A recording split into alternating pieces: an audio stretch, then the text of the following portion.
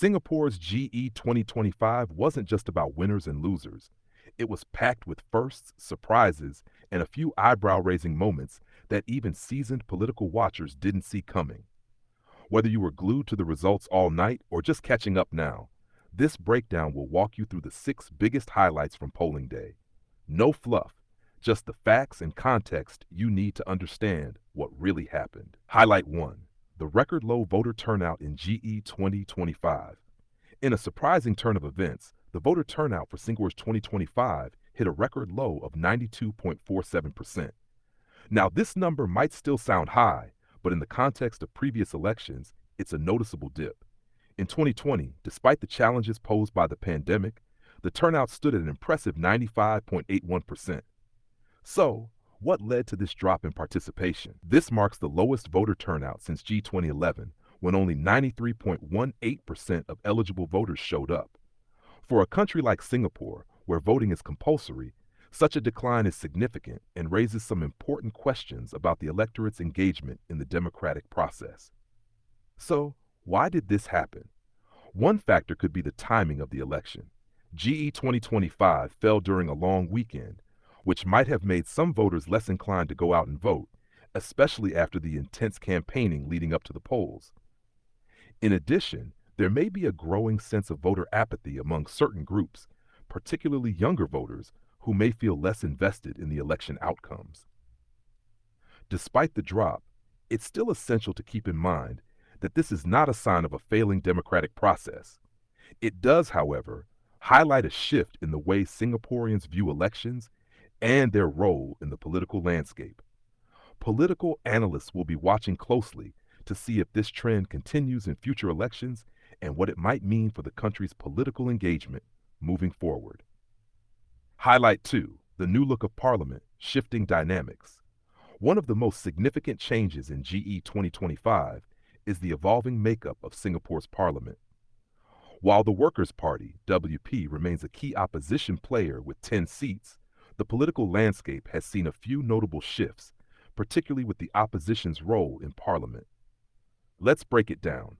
The main shift comes in the form of the non-constituency members of Parliament, NCMP seats, which are meant for the best-performing opposition candidates who didn't win a constituency but came close. In previous elections, these NCMP seats were filled by opposition candidates from parties like the Singapore People's Party, PSP, and the Singapore Democratic Party, SDP. But this time, with WP securing 10 elected seats, the two NCMP positions will be filled by WP candidates who were the best losers in their respective constituencies. This means that Leong Mun Wai and Hazel Poa from PSP, who held the NCMP seats, will no longer hold them. Instead, we're likely to see Andre Low and someone from WP's Tampines team taking those positions. This is a crucial development because it shows that WP has consolidated its position as the main opposition party, even more so than smaller opposition parties. The shift toward a two-party system is becoming more apparent, and this could shape the future of Singapore's political debates. The white versus blue narrative, representing the People's Action Party and the WP, might become a defining feature of future elections and parliament sessions. In the coming years, these changes will impact how policy debates unfold, and the growing influence of the WP could lead to more robust discussions in Parliament. How will this play out in the long run? It's something to watch closely as Singapore moves toward a more competitive political environment. Highlight 3. Strong gains for PAP and WP, smaller parties struggle. Another major takeaway from GE 2025 is the rise in vote shares for the two major parties, the People's Action Party, PAP, and the Workers' Party, P, while the smaller opposition parties took a big hit. Let's start with the PAP. Despite facing criticisms and pressure from various quarters, the ruling party saw a significant increase in support, securing 65.57% of the national vote, up from 61.23% in 2020. This shows that PAP still maintains a stronghold in Singapore's political scene, with voters continuing to trust their leadership in key areas such as economic stability, governance, and national security. On the flip side, the WP also saw a boost in its overall vote share. moving from 11.22% in 2020 to 14.99% in GE 2025. This is a clear indication that Singaporeans are increasingly looking to the WP as the primary opposition party, trusting them to provide a credible alternative to the PAP. The rise in WP's support is likely a sign of the growing maturity of Singapore's political scene, where the electorate is diversifying its support base while still acknowledging the need for strong governance. However, the real story lies in how smaller parties fared. Many of the smaller opposition parties, like the National Solidarity Party, NSP, Singapore United Party, SUP, and People's Power Party, PPP, faced massive setbacks. These parties received less than 1% of the national vote and failed to secure any seats. In fact, they lost their deposits, which is a direct result of not meeting the 12.5% threshold of the vote in their contested constituencies. This massive defeat for smaller parties shows that in the current political landscape, voters are focusing more on the two main players, PAP and WP. With fewer voters supporting the smaller parties, it raises questions about the future viability of these groups and whether they can regroup for future elections. Could we be moving towards a more polarized two-party system in Singapore? Time will tell. Highlight 4. NCMP shakeup. What happens when the opposition gains more seats? One of the most overlooked yet important changes in GE 2025 is how the NCMP, non-constituency member of parliament, scheme has shifted, thanks to the Workers' Party winning more elected seats. Let's break it down.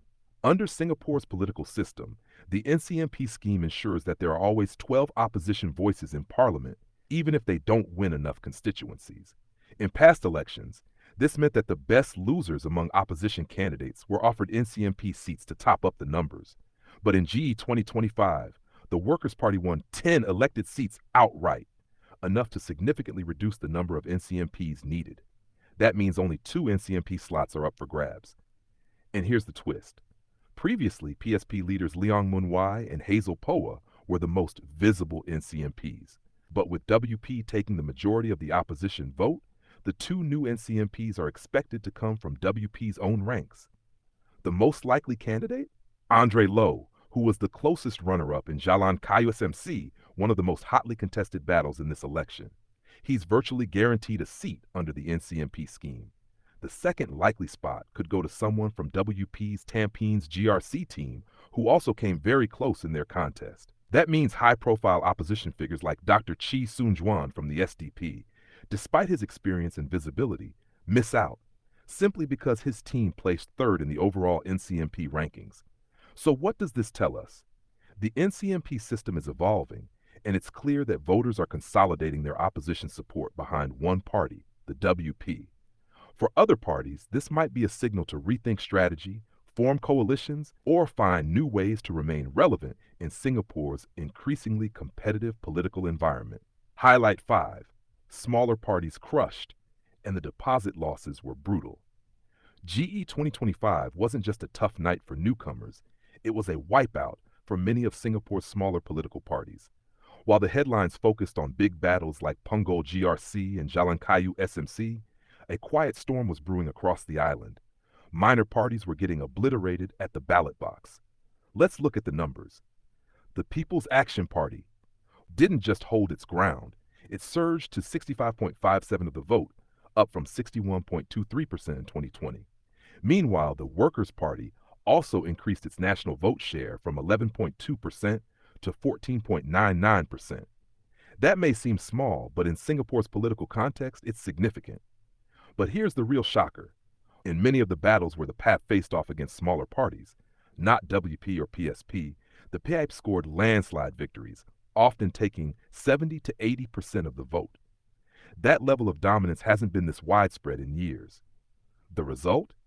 NSP, SUP, and PPP each received less than 1% of the national vote, and all lost their election deposits. In Singapore, candidates must secure at least 12.5% of the vote to keep their deposit, which is $13,500 per candidate. And it didn't stop there. The government reportedly collected a total of around $364,500 in forfeited deposits, one of the highest ever. Even well-known figures like Dr. Chee Soon-juan and his party couldn't escape the squeeze, missing out on NCMP slots and losing significant ground. But guess who surprised everyone? The independent candidates. While they didn't win, they performed better than expected and kept their deposits, a rare feat in Singapore's political scene. So what's the takeaway? In GE 2025, Singaporean voters sent a clear message. They're consolidating support behind a few strong parties and have little patience for smaller, fragmented ones. If these minor players want to stay in the game, they'll need to adapt fast, maybe through alliances, mergers, or complete rebranding. Highlight 6. A close fight in unexpected places.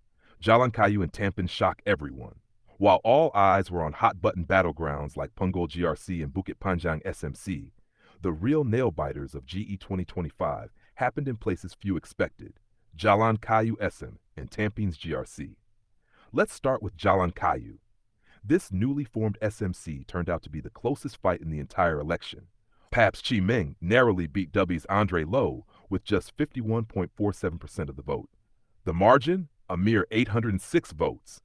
That's razor thin by Singapore standards. What made it even more dramatic were the controversies leading up to polling day. Both candidates made headlines for the wrong reasons, and voters clearly noticed. Now, over in Tampines GRC, things were just as surprising.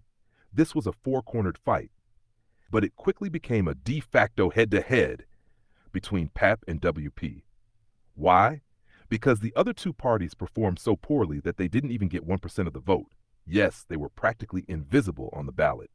Despite being a GRC, PAP managed to hold on to Tampines with only 52.02% of the vote, a major drop and one of the tightest margins in a group representation constituency this election. Why do these close races matter? Because they signal shifting voter sentiment. They show that Singaporeans are willing to push back in places once considered safe ground, and that opposition candidates are starting to gain real traction, even outside their traditional strongholds. It's also a wake-up call for the ruling party. If close margins are becoming the norm, especially in new or reshaped constituencies, they'll need to rethink how they engage with voters on the ground. In short, 2025 didn't just redraw the electoral map, it redrew expectations. Conclusion. So what does GE 2025 really tell us? It wasn't just another election, it was a turning point. From record low voter turnout to unexpected vote swings, surprising victories, and the crushing defeat of smaller parties, Singapore's political landscape is clearly evolving. The traditional dominance of the PHAP remains, but the rise in opposition performance, the NCMP shuffle, and tighter races in previously safe areas show that voters are paying closer attention than ever before. Whether you're a seasoned watcher or just tuning in, one thing is clear. Singapore politics is no longer business as usual. Every vote, every margin, every new face matters, and 2025 proved it. Thanks for watching. If you found this breakdown helpful, don't forget to like, subscribe, and share your thoughts in the comments. Which highlights surprised you the most? Let's talk about it.